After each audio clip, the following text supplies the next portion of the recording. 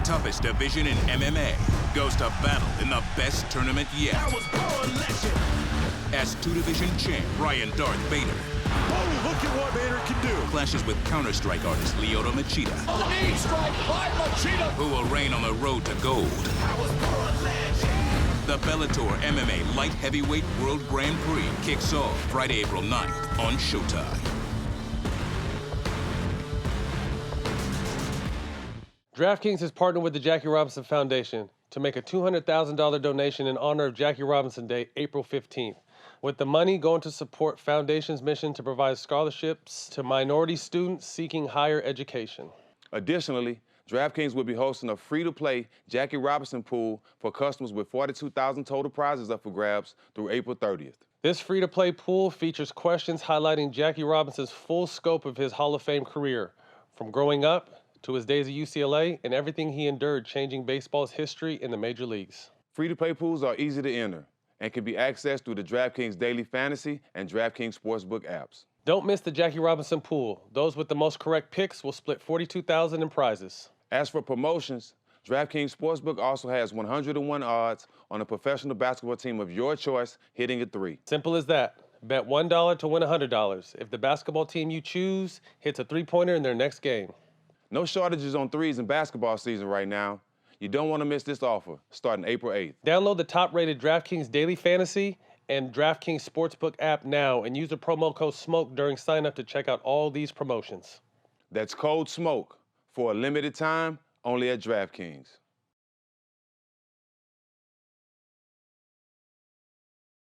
What's some piece of advice you would give your younger self as you turn a new leaf today? Backwood leaf or just a leaf You in ain't your gonna turn life? no backward leaf over. So it must be a leaf in your life then. So what you say?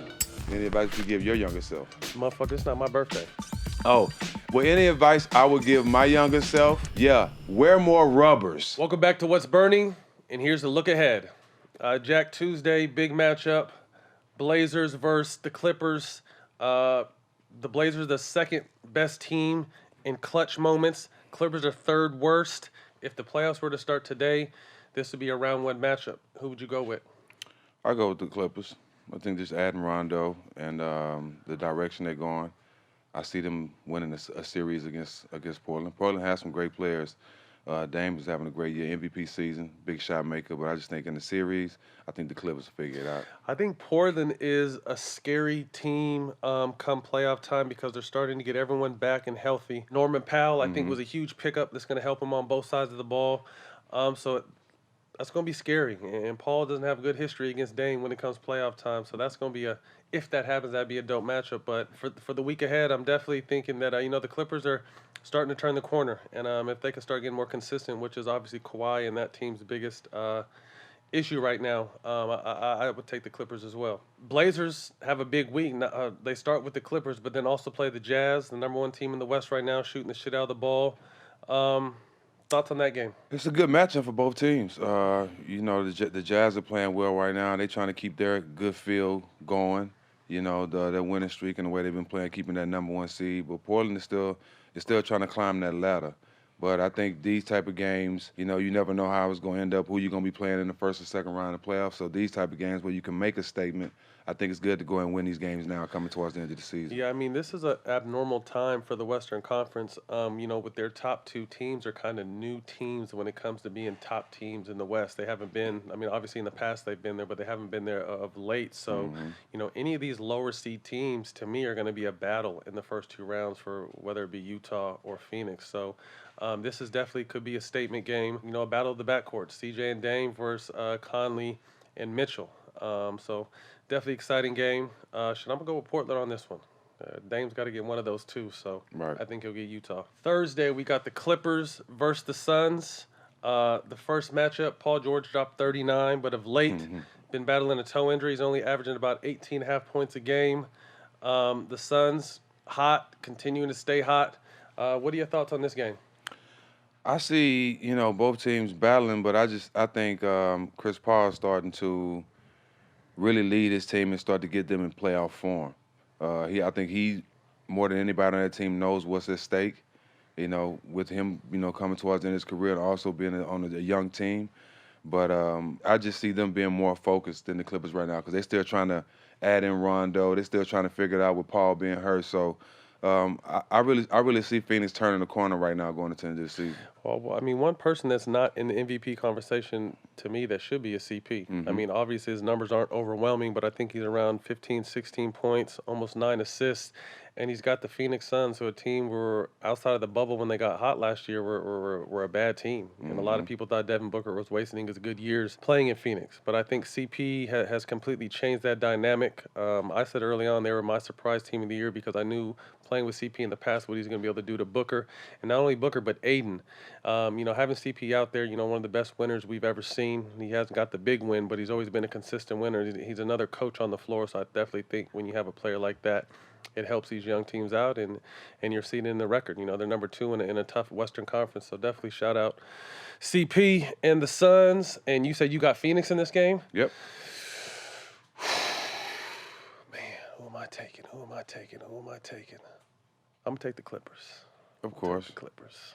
Next up on the radar, presented by DraftKings. Jack, we got a matchup between the Utah Jazz and Phoenix Suns on Wednesday. The Jazz are a plus 400 to win the West. The Suns are a plus 1,200 to win the West. Jazz are only one game ahead of the Suns. So who is a better value to you to win the West? I would go with Utah. They've been in that spot basically the whole season. I think now they're comfortable there, and they're going to keep playing like the number 1 seed. They know everybody's going to give them their best game. I see Utah holding that spot, and I see Utah coming out, on top in this game as well. I would take Phoenix just for the chances of winning some good money. You're not going to win much money if you take Utah. I went the safe way. Yeah, so I'm going to take a little riskier way. I'm going to take Phoenix. In a 7-game series, if they happen to match up, who would you take in a 7-game series? I'll take Utah. I just think they have more guys with experience. They have one of the best defensive players in the league, and they big man, and Rudy, and just playing in Utah in the playoffs. Tough. We've been there. That's a tough dynamic. We've been there, so I don't know if CP might be ready for it, but I don't know if the whole Suns team is ready for it. Yeah, I mean the Suns beat them in their previous matchup, but 7-game series. Like Jeannie Buss said earlier in our interview, normally the better team wins. So I think Utah is the better team, but never be surprised with the Suns if Devin Booker goes on one and averages 40 through a whole series. You never know what'll happen. All right, next up, our favorite segment, fan questions. We're gonna get started with Kai_Shakur23. What were your favorite NBA moments you've been a part of? Greetings from Germany. My favorite will be, it's not the championship. Most people would think it's the We Believe years. That's my favorite year. The We Believe years I hold tight because all those guys are my brothers to this day, and I'm making history with one of them right here. So absolutely, that was number 1 for me as well. Not the championship.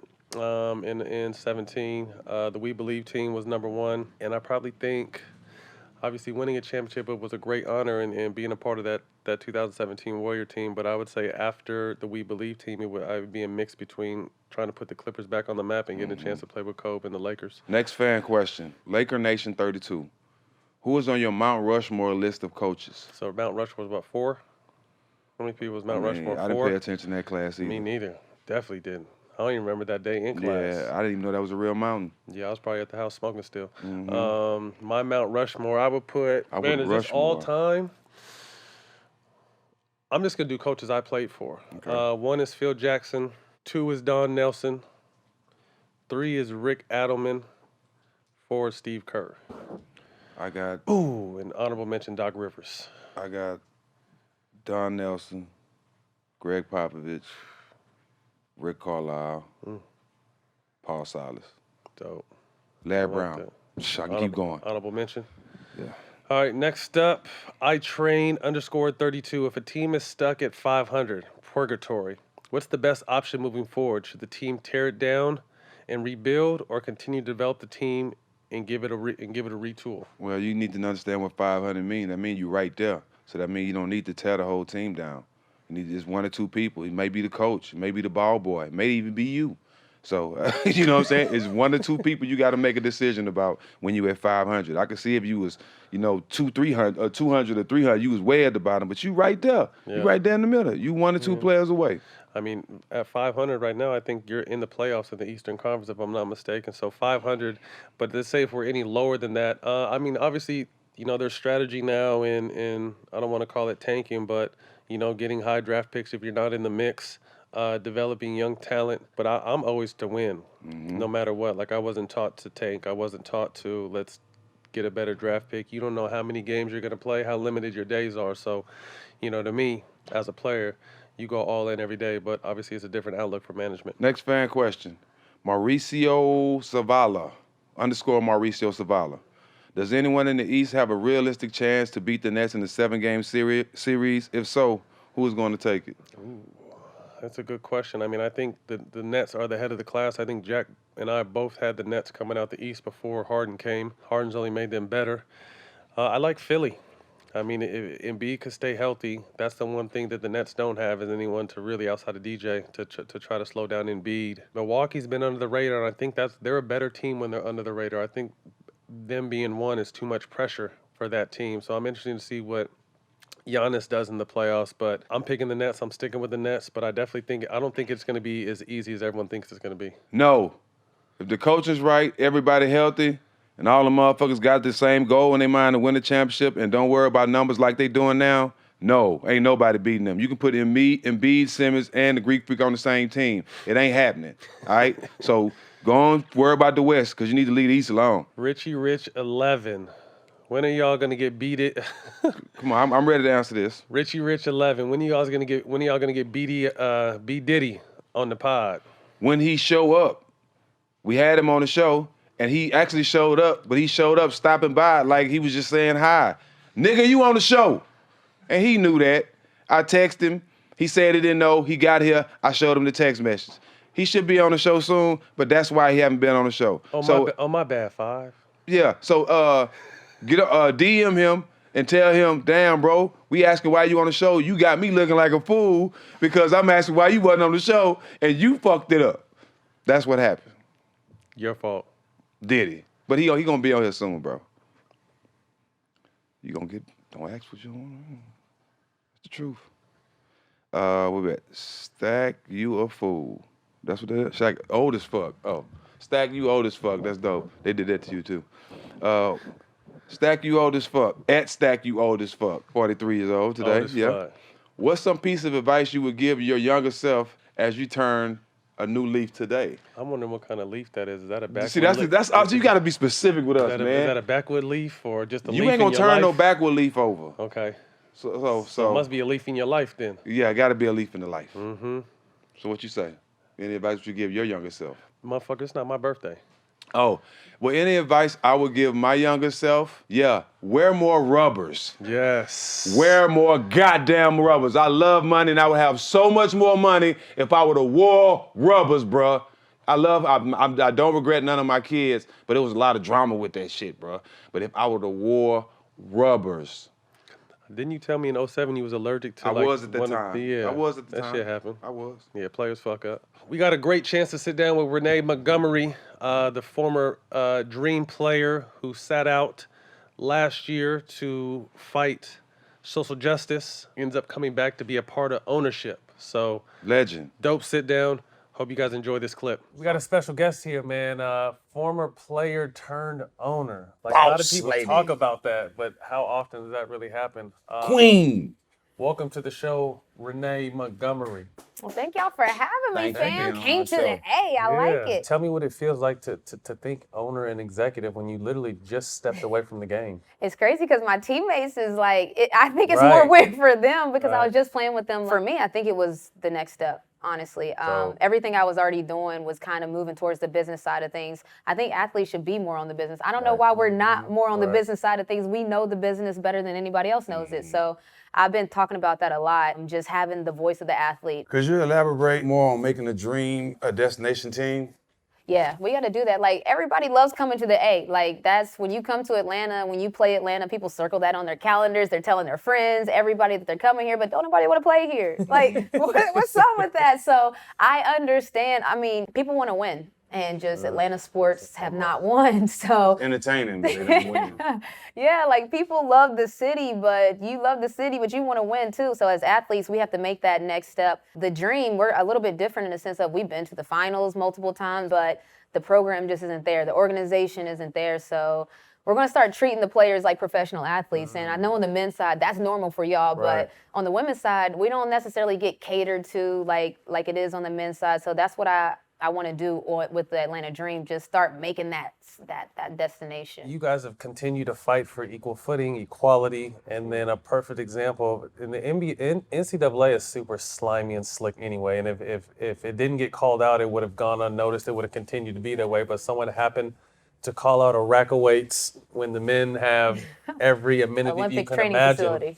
But then they try to come out and say, instead of saying we were wrong, they make up some bullshit excuse that there wasn't plenty of room, and then someone shows there's plenty of room. Yeah. You know what I mean? So what are your, I guess you just add that to the checklist of, you know, the Yeah. fight for you guys. No, and that's the thing. Like, if anybody's been around women's sports, it's not new. Like, in 2009, we won a championship. We went undefeated. And I'm sure that on the men's side, whoever won that year probably had double the swag back. Like, question. you know what I mean?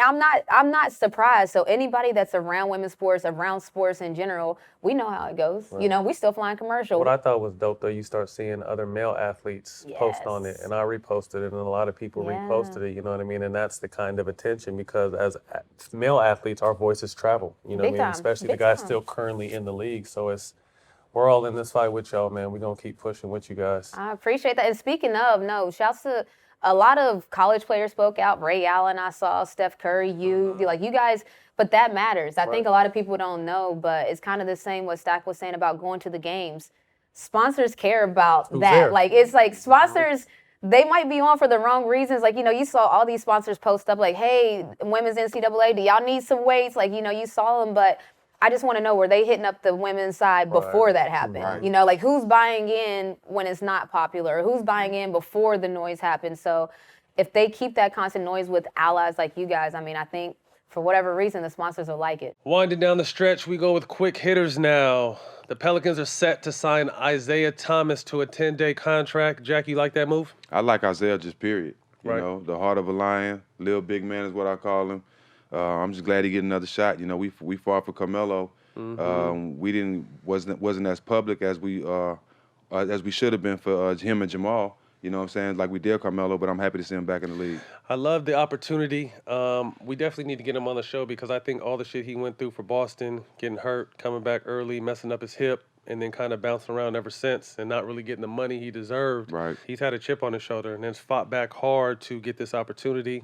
Played for the FIBA team, played well, led them in scoring at about 15 a game. So happy to see Isaiah get this shot, at his dream again, and hopefully he can do what Carmelo did and being able to, make an impact and finish out his career the way he wants to. Yep. A bright spot out of Washington, Rui Hachimura is having a breakout stretch right here. The last 11 games, he's almost at 20 points a game, 7.5 rebounds, shooting 52% from the field. Someone who had high expectations coming out of Gonzaga. Jack, you think this is someone that can be a part they build around? You know why I like him? Because they need that third guy out there in the Wizards. And he's a young kid that plays hard. He don't back down. I like the way he could test all the shots. It's good to see another guy emerge over there. Yeah. I think it looks good for him. A lot of people compare this kid to Blake Griffin coming out, a young Blake Griffin. Obviously, it's taken him a little bit to go. I ain't say all that. That's what the word was. Yeah, they so was I lying. think he's in year 2 or 3 right now, so he's definitely starting to come around year 2. And, excited for the future. Russ has played his ass off this season. We already know what Bill's been doing. So, to see that third person emerge, like you said, I think will be big for them in the future. Next up, a friend of the program, DeMarcus Cousins is set to sign a 10-day contract with the Clippers. I feel bad for this dude. I mean, getting a chance to play with him in Sacramento, being one of the best centers, getting traded during All-Star break to New Orleans on the brink of a $200+ million contract, and tears his Achilles. And it's just been one injury after another for him, and he's been bouncing around ever since and hasn't really regained his footing. So, me personally, happy to see little bro get another shot with the Clips. Yep, a good team, good coach. He gonna be around a lot of good guys. I think it's going to work for him. I think at this point he know his role, he know what he can do, but at the same time he don't want anybody else to tell him what he can do. You know what I mean? And I think that's the problem. You limited him before you can see what he actually can do. I think he's going to get a chance to beat him with the Clippers, and I hope it works out. I mean, it's going to be a big pickup if it does work out because, to me, with Zubats, they don't really have a consistent backup center no more, losing Harrell to the Lakers, who wasn't really a center anyway. But I think if Boogie can come in and be, a 15-8 guy, I mean, I definitely think that's going to help the Clippers. And he's back with Rondo, and I know he respects and listens to Rondo, so that'll be a solid pickup for the Clips. Drew Holiday signs a 4-year, $160 million extension. Deserves every penny of that.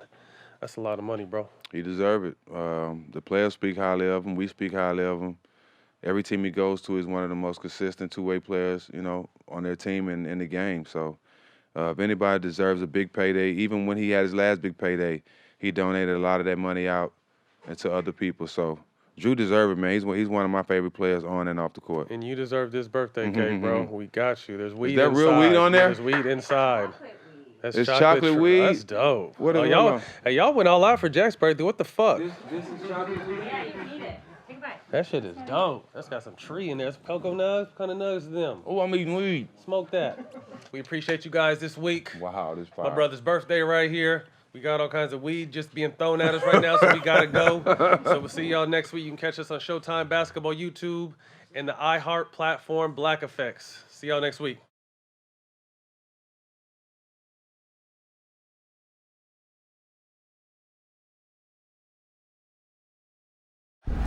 The toughest division in MMA goes to battle in the best tournament yet. That was Born Legend. As two-division champ Ryan Darth Bader Oh, look at what Bader can do. clashes with Counter-Strike artist Lyoto Machida, Knee strike by Machida. who will reign on the road to gold. That was Born Legend. The Bellator MMA Light Heavyweight World Grand Prix kicks off Friday, April 9th on Showtime.